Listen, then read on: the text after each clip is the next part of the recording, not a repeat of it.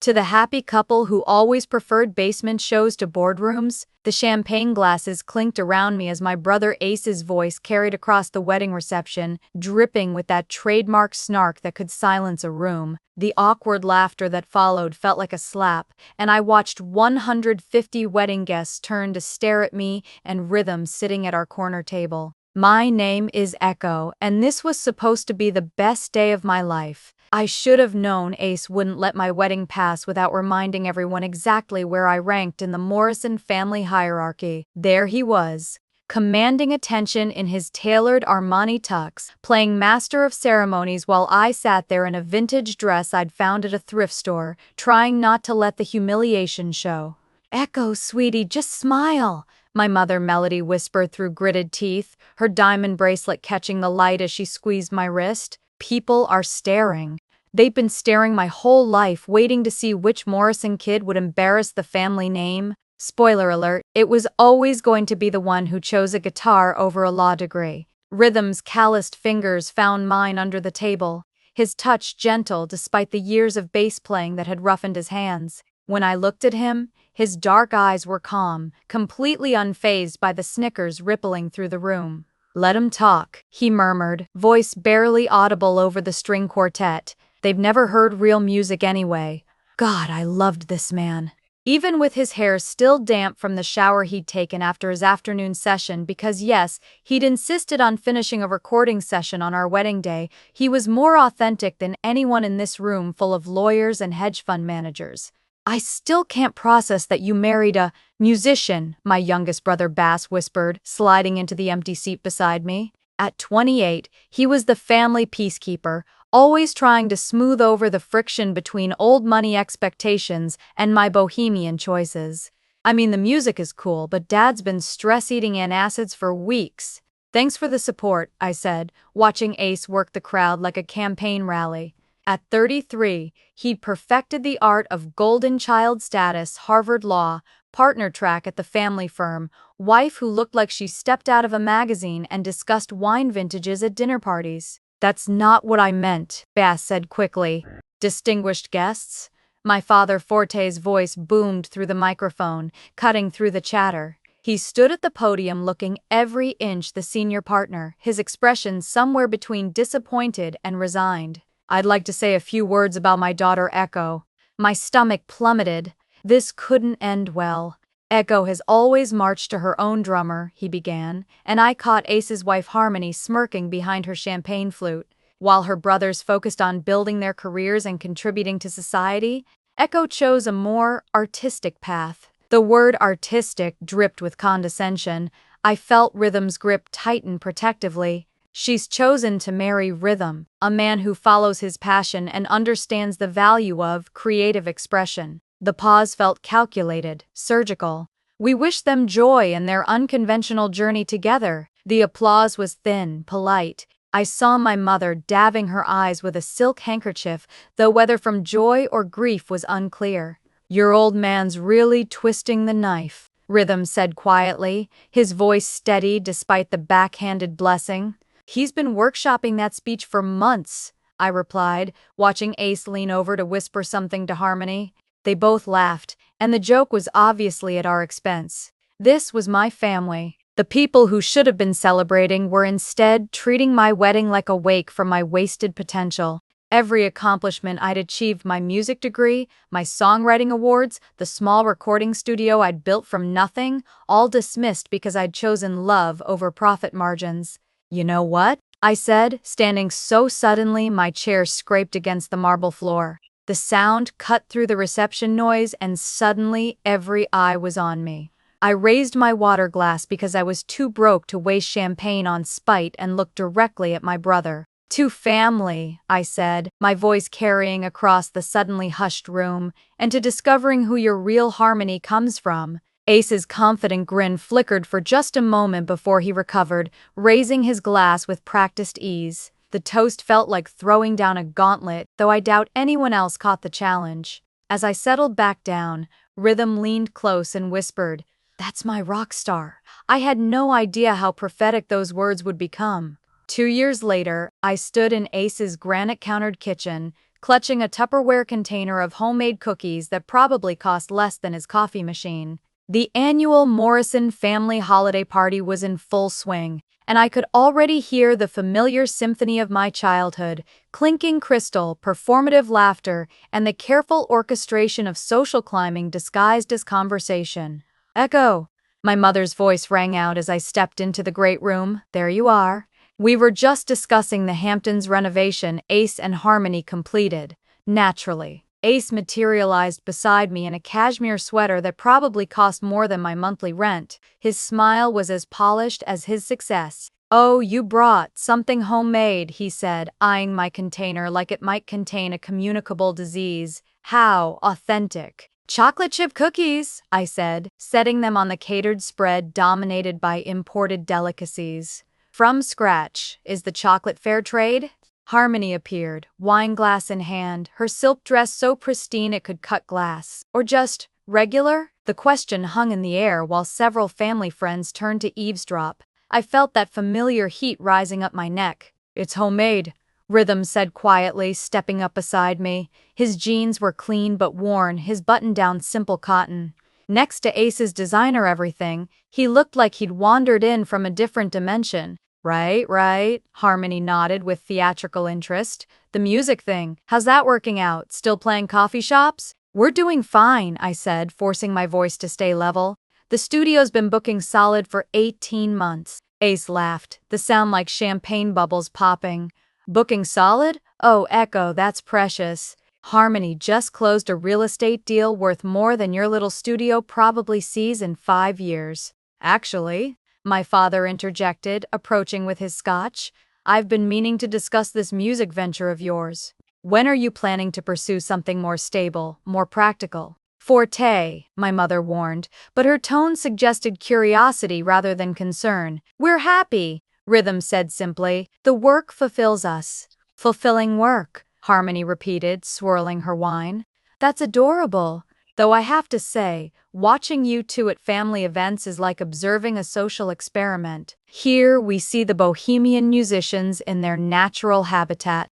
The circle around us tittered. I saw Bass grimace from across the room, but he stayed silent. "At least we create something meaningful," I said, the words escaping before I could stop them. The laughter died instantly. Harmony's smile turned glacial. "What's that supposed to imply?" Ace asked, his voice sharp enough to shatter crystal. "Nothing," I said quickly. "Just that artistic work has purpose." But I'd crossed the line, and everyone felt it. "Well," my mother said with forced brightness, "who wants to see the new wine cellar?" The group migrated toward Ace's latest acquisition, leaving me by the fireplace. I started to follow, but Rhythm caught my arm. "I'm going to check on the van," he said. "Make sure the equipment's secure." I knew he just needed air. These gatherings were torture for him, watching his wife get dissected by her own family while he stood powerless to defend her. "I'll come with you," I said, but he shook his head. "Stay, enjoy your family." The word enjoys carried weight we both understood. I found myself alone by the floor-to-ceiling windows, watching snow fall on a garden that probably cost more to maintain than we spent on groceries. Laughter drifted from the wine cellar tour, and I wondered what it would feel like to belong instead of always being the outsider looking in. "They're being particularly brutal tonight," Bass said, appearing with 2 glasses of wine. "Tonight?" I accepted the glass gratefully.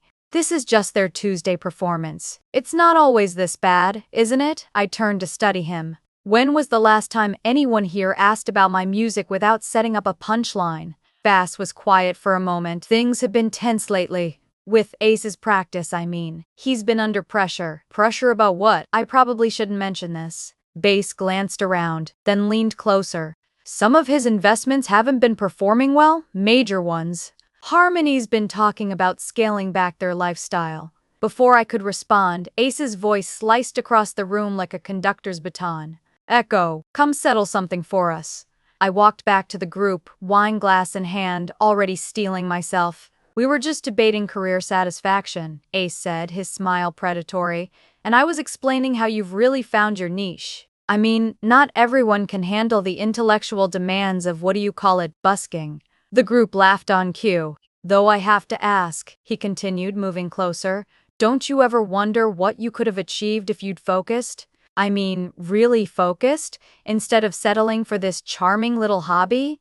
The words hit like physical blows. Every doubt I'd ever had about my choices, every moment of uncertainty, all wrapped in my brother's perfectly polished cruelty.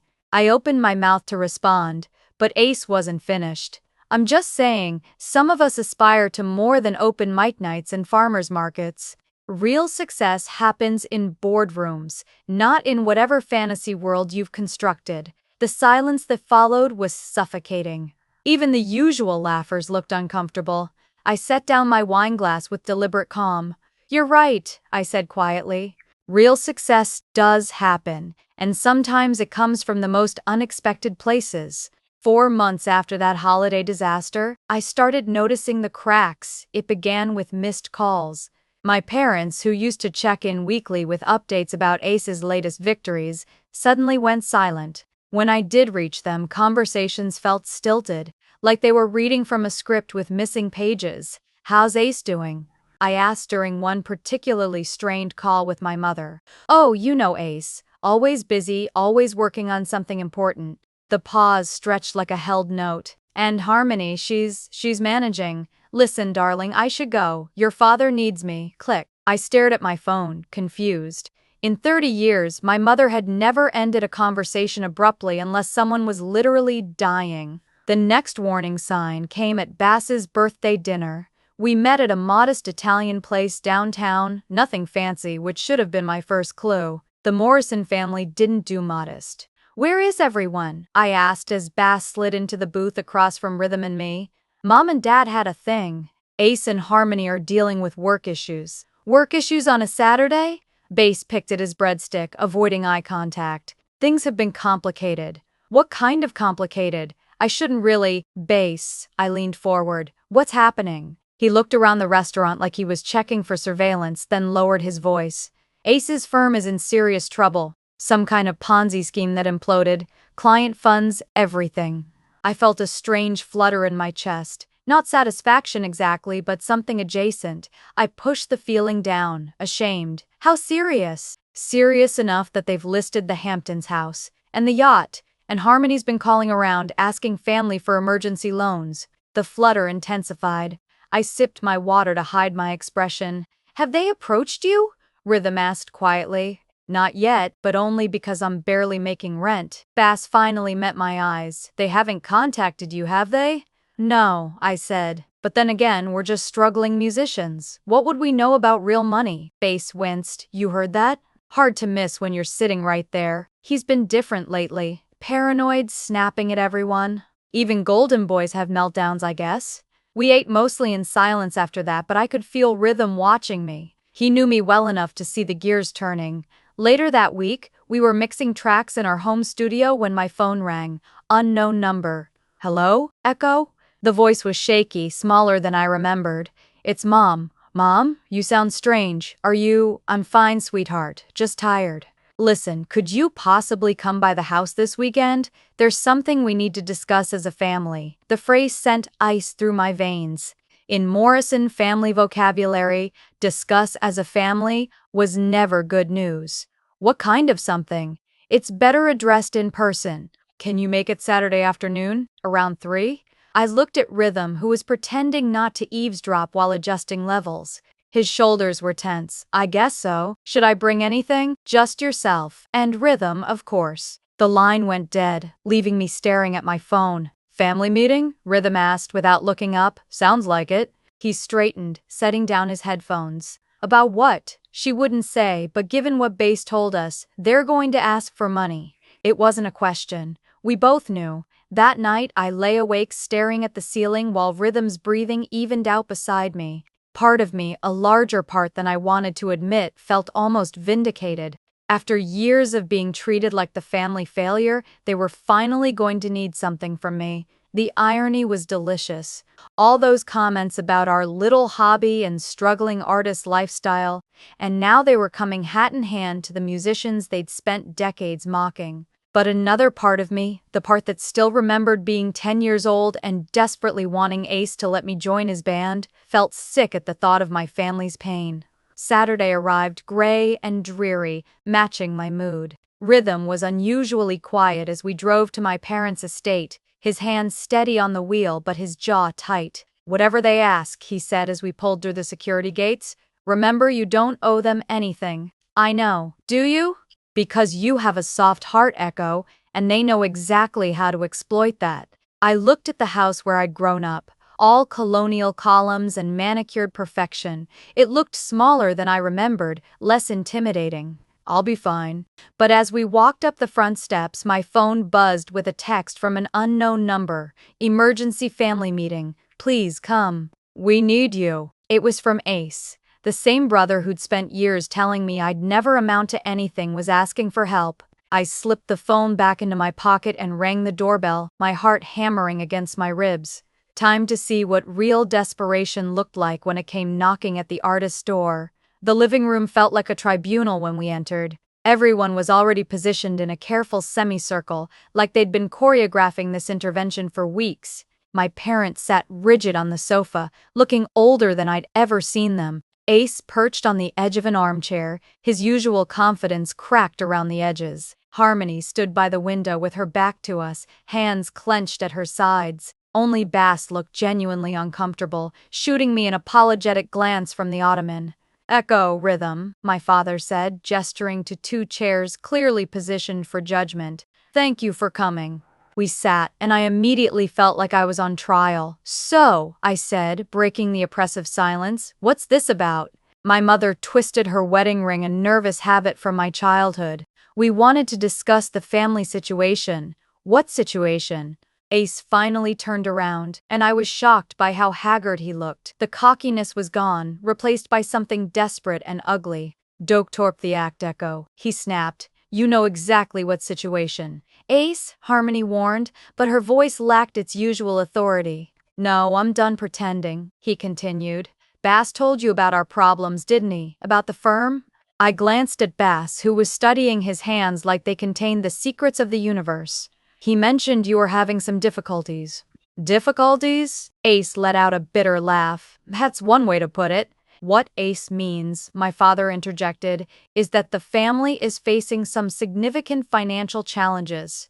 "How significant?" The question hung in the air like smoke. Finally, my mother spoke. "We could lose everything." The words hit the room like a shockwave. Even though I'd suspected, hearing it confirmed was different. "Everything?" Rhythm asked quietly. "The house, the investments, the retirement accounts," my father said, his voice flat. "Ace made some decisions that didn't work out." I looked at Ace, who was glaring at me like this was somehow my fault. "I'm sorry to hear that," I said carefully, "but I'm not sure why you're telling us." "Because we need your help," Harmony said, turning from the window. For the first time in my life, my sister-in-law was looking at me with something that might have been desperation. "Our help?" "Your studio," my father said bluntly. "We need you to sell it." The words hit me like a physical blow. "Excuse me?" "It's the only asset in the family that's not tied up in the legal mess," my mother explained, her voice pleading. "If you sell the studio, we can settle some debts and start over." I felt Rhythm's hand find mine, his grip steady and warm. "You want us to sell our business to fix your mistakes?" "It's not about mistakes," Ace said, his voice rising. "It's about family, about doing what's right." "What's right?" The words came out sharper than I intended. "What's right is asking your family to sacrifice everything they've built." "Everything you've built?" Harmony stood up, her composure finally cracking. "Echo, you're playing house in a converted garage. This is real life, real consequences."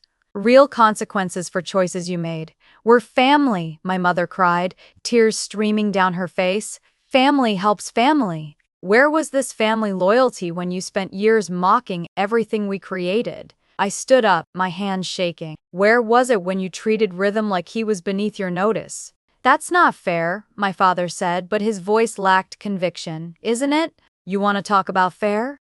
Let's talk about every family gathering where you made us feel like charity cases. Every comment about our little hobby. Every time you acted like we were embarrassing you just by existing."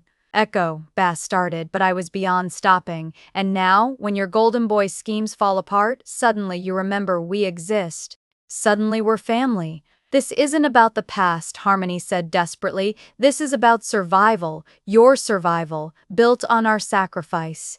It's just a studio, Ace exploded. It's equipment and soundproofing and nothing. You could start over anywhere. The silence that followed was deafening. Even he seemed to realize he'd gone too far. Rhythm stood slowly, his movements deliberate and controlled. I think, he said quietly, we should leave. Wait, my mother pleaded. Please, just think about it. We're not asking you to decide right now. Actually, my father said, his voice hard, we are. The creditors won't wait. We need an answer by Monday. Monday? I stared at him. You're giving us 2 days to decide whether to destroy our lives for you? You're being dramatic, Harmony said, but her voice was shaking. It's just property. We're talking about people's futures here. What about our future? You don't have children, she shot back. You don't understand what's at stake. The words hit like a slap. The unspoken implication that our childless marriage somehow made our dreams worthless hung in the air between us. Rhythm's jaw tightened, and I saw his hands clench into fists. We're leaving, I said, grabbing my purse. Echo, please, my mother called as we headed for the door. Just think about it, please. I turned back one last time, looking at these people who shared my blood but felt like strangers. I'll think about it, I said. But you should think about something too. You should think about what kind of people ask their family to lose everything to save them from their own mistakes. As we walked to the van, my father's voice followed us out. You'll come to your senses once you realize what you owe us, Echo. What we've done for you over the years. Rhythm's hand was on the van door, but he paused, his knuckles white against the metal. What we owe them, I said, loud enough for everyone to hear. After 30 years of being treated like the family disappointment, what exactly do we owe them? No one had an answer for that, at least not one they were willing to say out loud. The drive home was silent except for the sound of gravel crunching under our tires. Rhythm's knuckles were still white on the steering wheel, and I could practically feel the anger radiating off him. We pulled into our driveway, and I stared at our modest home with the converted garage studio, the place my family wanted us to sacrifice like it meant nothing. I need to show you something, Rhythm said as we got out of the van. Rhythm, I'm not selling. I don't care what I know you're not selling. That's not what this is about. He headed toward the studio, his stride purposeful. There are things I should have told you years ago. I followed, confused. What things? Instead of answering, he led me to the back office where he kept his business files. I'd been in there thousands of times, but he went straight to a safe I'd never seen him open. Sit down, he said, pulling out a thick folder. Rhythm, you're scaring me. I'm not trying to scare you, I'm trying to show you who we really are. He opened the folder and spread papers across his desk. Legal documents, contracts, financial statements with numbers that made my head spin. What is all this? This, he said, pointing to a contract, is the licensing deal for Midnight Train, the song we wrote for that indie film 3 years ago. I read the header. The numbers made me blink hard. And this, he continued, pulling out another document, is the royalty statement for the soundtrack album. More papers.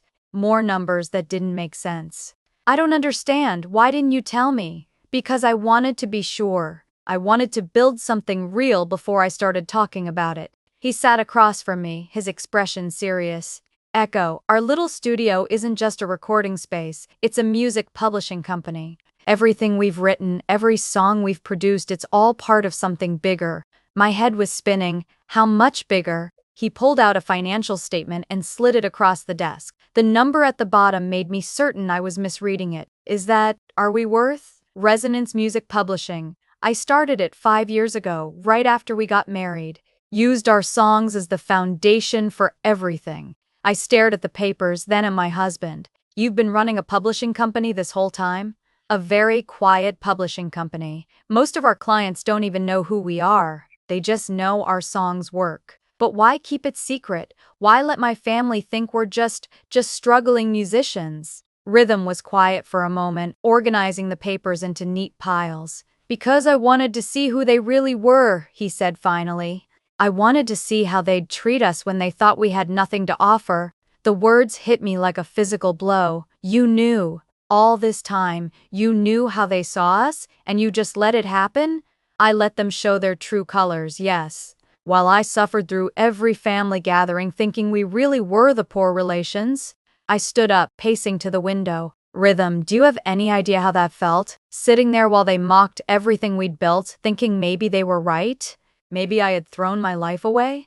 Rhythm reached for my hand, but I pulled back. You let me doubt myself. You let me think we were struggling while you were sitting on all this.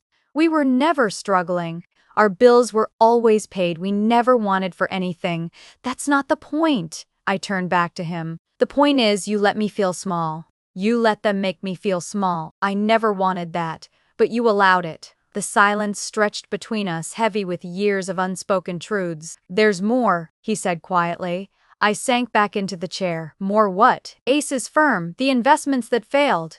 Rhythm pulled out another folder. They bet against us, against Resonance Music Publishing. The words didn't compute at first. What do you mean? They shorted our stock, put their clients' money, including your parents' retirement fund, on a bet that our company would fail. I felt the room tilt. He lost their money betting against us? Every penny. He was so convinced that anything connected to struggling musicians had to be worthless that he staked everything on our failure. My phone buzzed on the desk. Text message from Bass. They're coming to the studio tomorrow. All of them. Dad says they won't take no for an answer. I showed Rhythm the message. He read it, then looked up at me with something that might have been anticipation. Good, he said. Let them come. Good? Rhythm, they're going to demand we sell everything. They're going to learn the truth. All of it. What are you planning? I'm planning to give them exactly what they've been asking for all these years. His smile was sharp, unfamiliar. A real education about who we are and what we're worth. And then what? Then we see if they're really family, or if they're just people who share your DNA. I looked at my husband, really looked at him, and realized I was seeing a side of him I'd never known existed. The gentle musician was still there, but underneath was something harder, more calculating. You've been planning this for a long time, haven't you? I've been preparing for it. There's a difference. Is there? He met my eyes, and for the first time since I'd known him, Rhythm looked dangerous. I guess we'll find out tomorrow. They arrived like a storm system, 3 luxury cars pulling into our modest driveway at exactly 200, kicking up dust clouds that settled on their pristine paint jobs. I watched from the studio window as they climbed out, my parents looking grim, Ace clutching a leather briefcase, Harmony adjusting her designer blazer like she was heading into a corporate takeover instead of our converted garage.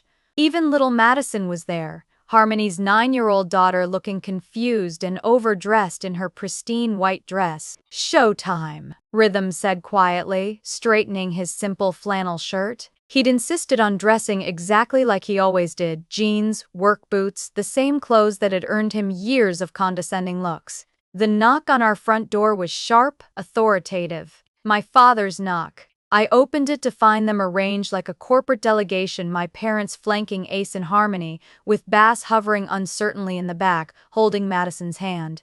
We need to talk, my father said without preamble. Come in, I said, stepping aside. They filed into our living room, and I watched them take in the simple furniture, the handmade quilts, the framed gold records on the walls, the same room they'd been in dozens of times, but now they were seeing it differently, calculating its worth, measuring its sacrifice potential. Please sit, Rhythm said, gesturing to the couch and chairs. We'd rather stand, Ace said, his voice tight with barely controlled desperation.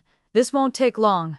Actually, my father said, pulling out a folder, we brought the paperwork to make this easier. He set it on our coffee table like he was serving a legal summons. Sale documents for the property. We've already had it appraised, found a buyer. All you need to do is sign. I stared at the papers, then at my family. You had our studio appraised without asking us? We're trying to be efficient, my mother said, her voice strained. Time is a factor here. Whose time? Rhythm asked mildly. Don't play games, Ace snapped. You know exactly what's at stake. Mom and Dad could lose their house. Harmony and I could lose everything. Madison could lose her college fund, her future. Daddy, what's happening? Madison asked, tugging on her father's sleeve. Nothing, sweetheart, Harmony said quickly. The adults are just talking. About what? About family, my mother said, her eyes fixed on me. About how family takes care of each other. I felt the familiar guilt starting to creep in, the same feeling that had controlled me my entire life. But then I looked at Rhythm, who was watching the scene with an expression I couldn't quite read. "You're right," he said suddenly. "Family should take care of each other." Relief flooded my mother's face. "Oh, thank goodness, I knew you'd understand." "Which is why," Rhythm continued, walking to his desk in the corner, "I think it's time we had an honest conversation about family." He pulled out a thick manila folder, the same one from last night, and returned to the living room. "What's that?" Harmony asked, eyeing the folder suspiciously. "Information," Rhythm said, settling into his chair, "about who we really are, about what this converted garage actually represents." "We don't have time for games," my father said impatiently. "We need a decision." "You'll get one," Rhythm said. "But first let me ask you something, Ace. In your professional opinion, what would you say this studio is worth?" Ace glanced around dismissively. "Maybe 100,000, 150 if you're lucky. It's decent equipment, but it's not exactly Abbey Road." "Interesting assessment," Rhythm said, opening the folder and pulling out a document. "What if I told you that this converted garage is actually the headquarters for a company worth 15 million? The room went dead silent. "What?" Harmony said faintly. "Resonance Music Publishing," Rhythm continued conversationally. "Maybe you've heard of it? Your husband certainly has." Ace's face went white. "That's impossible, is it?" Rhythm pulled out another document. "Copyright registration number TX8547392. Midnight Train. Written by Echo Morrison and Rhythm Steel. Licensed to Paramount Pictures. Grossed $2.3 million in soundtrack sales." He set the contract on the coffee table next to the sale documents. "Copyright registration TX9203847, Broken Wings, also ours. Currently featured in a national commercial campaign." Should I continue? "Because I have about 200 more copyrights here, all created right here in this worthless garage." My mother was staring at the papers like they were written in hieroglyphics. "I don't understand." "It's simple," Rhythm said. "While you were all busy looking down on us, we were building something significant." "But you're just musicians," my father said weakly. "I'm a musician who happens to hold a master's degree in music business from Berkeley. I'm also the CEO of a company that creates and licenses music for films, TV shows, commercials, and video games." Harmony sank into the nearest chair. "This can't be real." "Oh, it's real," Rhythm said, pulling out a financial statement. "Want to see our quarterly earnings?" The numbers on the page made Ace physically recoil. "But wait," Rhythm said, his voice taking on a harder edge. "There's more." He looked directly at Ace. "You mentioned being familiar with the music licensing industry. I might have heard some names." "You did more than hear names. You shorted our stock. You convinced your clients, including Echo's parents, to bet against Resonance Music Publishing." The silence was deafening. "You lost their retirement money betting that we would fail," Rhythm continued. "You were so convinced that anything connected to struggling musicians had to be worthless that you staked everything on our destruction." "Oh my God," Bass whispered. "So when you ask us to sell our studio to save you from your mistakes," Rhythm said, standing up, "you're asking us to sacrifice our life's work to fix the damage you caused by betting against our life's work." The front door opened, and a man in an expensive suit walked in like he owned the place. "Sorry I'm late," he said, setting a briefcase on the table. "Traffic was murder." "Everyone," Rhythm said calmly. "I'd like you to meet Marcus Chen, our attorney." Marcus smiled at the room full of stunned faces. "I believe you have some questions for my clients." Marcus opened his briefcase with surgical precision, pulling out documents and arranging them on our coffee table like he was setting up for an operation. The sale papers my father had brought suddenly looked pathetic next to the official legal documents spreading across the surface. "Let's start with the basics," Marcus said, adjusting his glasses. "The property in question is owned outright by Resonance Music Publishing, LLC, a company wholly owned by Echo Morrison and Rhythm Steel. No liens, no mortgages, no encumbrances of any kind." "That's impossible," my father said. "We helped them with the down payment, which was repaid in full with interest 18 months after the purchase," Marcus interrupted smoothly. "I have the canceled checks right here." He slid a document across the table. My father stared at it like it might bite him. Furthermore, Marcus continued, any attempt to force a sale through legal channels would be inadvisable. The property is protected under several business development statutes, and the ongoing creative work conducted here has federal copyright protections. Federal protections? My mother whispered. Oh yes, Rhythm said. The Department of Commerce has been very interested in our work. We're currently developing the soundtrack for a major streaming series that could revolutionize how music is integrated with visual media. Ace finally found his voice. This is all very impressive, but it doesn't change the fact that we're family, that we need help. Family, I repeated, standing up. The word tasted bitter. Let's talk about family, shall we? I walked to the mantel and picked up a framed photo from my college graduation. Remember this day? I graduated magna cum laude with a degree in music composition. You know what you said to me, Dad? My father's face was stone. You said, too bad it's not a real degree like law or business. You said I'd wasted 4 years studying noise and nonsense. I set the photo down and picked up another one. Our wedding day. And this day, when I married the love of my life, you spent the entire reception apologizing to people for my poor choice. You told Uncle Sterling that you hoped I'd come to my senses before it was too late. Echo, my mother started. I'm not finished. My voice was steady, but my hands were shaking. Every family gathering for 5 years, every holiday, every birthday, every celebration. You made sure I knew exactly where I stood. The disappointment, the failure, the one who settled for less. Harmony was crying now, mascara streaking down her cheeks. We didn't mean, you meant every word. I turned to face her directly. You called our life a joke. You said real success happens in boardrooms, not in our little fantasy world. You mocked everything we built, everything we cared about. But we didn't know, she sobbed. We didn't know about the company, about the money. And that's exactly the point. The words exploded out of me. You didn't know because you didn't care to know. You saw what you wanted to see, 2 people you could look down on to make yourselves feel better. Marcus cleared his throat. If I may, there's another matter we should address. He pulled out another document.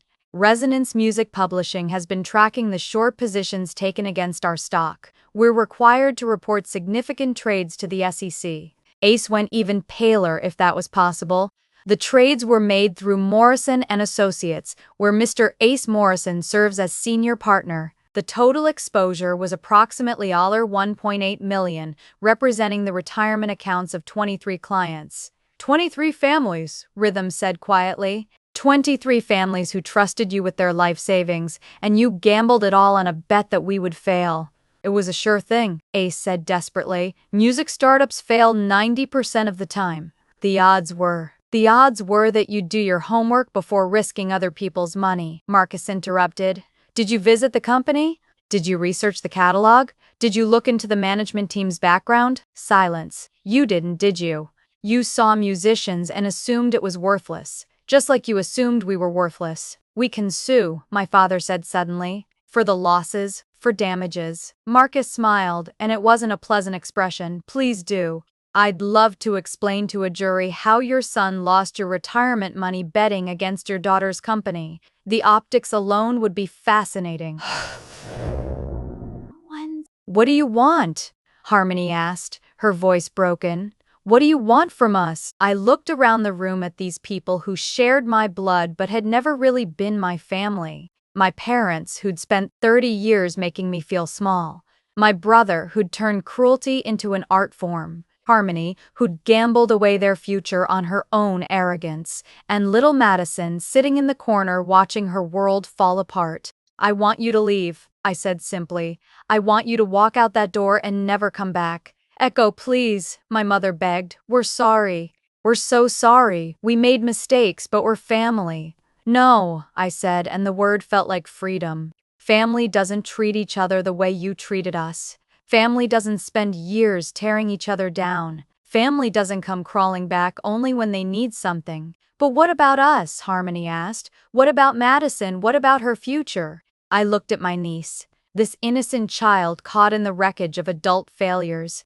Madison's future was never my responsibility. It was yours. And you gambled it away. You're really going to let us lose everything? My father asked. After everything we've done for you? Everything you've done for me? I laughed, and it sounded harsh even to my own ears. What exactly have you done for me, Dad? Besides, spend 30 years making me feel like I wasn't good enough? He had no answer. The meeting is over, Rhythm said, standing up. Marcus, would you escort our guests out? Wait, Harmony said, desperation making her voice shrill. You'll regret this, Echo. You'll regret turning your back on family. When you're old and alone, you'll remember this day and wish you'd made a different choice. I met her eyes, and for the first time in my life, I wasn't afraid of my sister-in-law. You're right, I said. I will remember this day. I'll remember it as the day I finally stopped letting you define my worth. They filed out like mourners leaving a funeral, taking their demands and their entitlement with them. Through the window, I watched them drive away, leaving nothing but dust clouds and silence. For the first time in 30 years, I was free. The silence after they left felt different than any quiet I'd ever experienced. Not empty, full, like the air itself had been holding its breath and could finally exhale. Marcus packed up his briefcase with the same methodical precision he'd used to unpack it. Well, he said, snapping the latches shut, that went about as expected. You've done this before? I asked. Not exactly like this, but I've seen enough family dynamics to know how these things play out. He straightened his tie. People show you who they are when they're desperate. Your family showed you, and now you move forward without them. After Marcus left, Rhythm and I sat on our front porch, watching the sun set over our neighborhood. The same view we'd enjoyed thousands of times, but everything felt different now. Do you think I was too harsh? I asked. Rhythm was quiet for a long moment, his fingers tracing patterns on the porch railing. Do you remember what Ace said at our wedding? About us playing in coffee shops? Hard to forget. I knew that day that this moment would come eventually. Maybe not exactly like this, but something like it. He turned to look at me. They never saw us, Echo. They saw what they wanted to see, people they could feel superior to. But they're still my family, are they? The question hung between us like morning mist. Before I could answer, my phone rang. Bass's name flashed on the screen. I should probably take this, I said. He's different from the rest. Rhythm nodded. He's always been different. I answered on the third ring. Hello, Echo? Bass's voice was thick with tears. I'm so sorry. I'm so sorry. Bass, no, let me say this. I knew how they treated you, and I never stood up for you. I told myself I was staying neutral, but there is no neutral when someone you love is being hurt. I closed my eyes, feeling tears I hadn't expected. You were caught in the middle. I was a coward. And now, God, Echo, the things they're saying about you. Dad's telling everyone you abandoned the family. Mom's acting like you personally destroyed their lives. And Ace is bitter, really bitter. He keeps saying you planned this whole thing, that you and Rhythm set them up somehow. We didn't set anyone up. We just stopped pretending to be less than we are. I know that. I know you. Bass's voice cracked. Even if I didn't defend you like I should have, can you ever forgive me? I looked out at our street, at the life Rhythm and I had built together despite everything. You're calling me now. That counts for something. I want to see you, not to ask for anything, just, I miss my sister. The real one, not the version they tried to make you into. Come for dinner Sunday. Bring whoever you want, but leave the drama at home. Just me, I promise. After I hung up, Rhythm reached over and took my hand. One down. Think any of the others will come around? Does it matter? I considered that. A week ago, the thought of losing my family would have terrified me. Now, sitting here with my husband on property we owned free and clear, surrounded by the success we'd built together, it felt more like shedding old skin. No, I said finally, it doesn't matter. The next morning, I was in the studio mixing a new track when I heard a car in the driveway. My heart jumped, wondering if my parents had come back to try again. But when I looked up, I saw a woman I didn't recognize climbing out of a sleek sedan. She was maybe 35, wearing jeans and a blazer, carrying a manila folder. Ms. Morrison, she called out, I'm Sarah Kim from Universal Music Group. I was hoping to speak with you and your husband about your publishing catalog. Rhythm emerged from the back office, wiping his hands on a towel. Sarah, you made good time. The preliminary tracks you sent were incredible, she said, shaking his hand. We'd like to fast-track the licensing deal for the Marvel series. Licensing deal? I asked. $3.2 million over 2 years, Sarah said, smiling. Your husband's compositions could change how we approach superhero soundtracks. We're talking about reaching millions of people worldwide. I stared at Rhythm. You didn't mention, I wanted to be sure before I got your hopes up, he said. But yes, we're about to get very busy. As Sarah and Rhythm discussed creative direction and production timelines, I found myself thinking about my family's visit. They'd come here demanding we sacrifice everything to save them from their mistakes, never realizing they were asking us to destroy something that could touch millions of hearts. The irony was perfect. They'd spent years calling us small, insignificant, worthless. Meanwhile, we were quietly working on something that mattered more than any of their status symbols or investment portfolios. That evening, Rhythm and I walked through our neighborhood as the sun painted the sky orange and pink. The same walk we'd taken hundreds of times, but everything felt different now. Any regrets? He asked. I thought about my mother's tears, about Ace's desperation, about little Madison caught in the middle of adult failures. I thought about the years of humiliation, the constant feeling of not being good enough, the way they'd made me doubt everything I'd chosen. No, I said, and meant it, no regrets. Even about your family, they made their choice long before today. They chose to see us as less than we were. They chose to bet against us literally and figuratively. I stopped walking and turned to face him. I choose us. I choose this life, this work, this future we're building. Rhythm smiled the same gentle smile that had made me fall in love with him in the first place. Good, because I have plans for us. Big plans. Bigger than a high 15 million company? Much bigger. He gestured toward the street stretching out around us. We're going to change the world, Echo. One song at a time. As we walked back toward the house, I realized something had shifted inside me. The part of me that had always sought my family's approval, that had carried their disappointment like a weight, it was gone. In its place was something stronger, cleaner. I was exactly where I belonged, with exactly the right person doing exactly the work I was meant to do. And for the first time in my life, that was enough. More than enough, it was everything.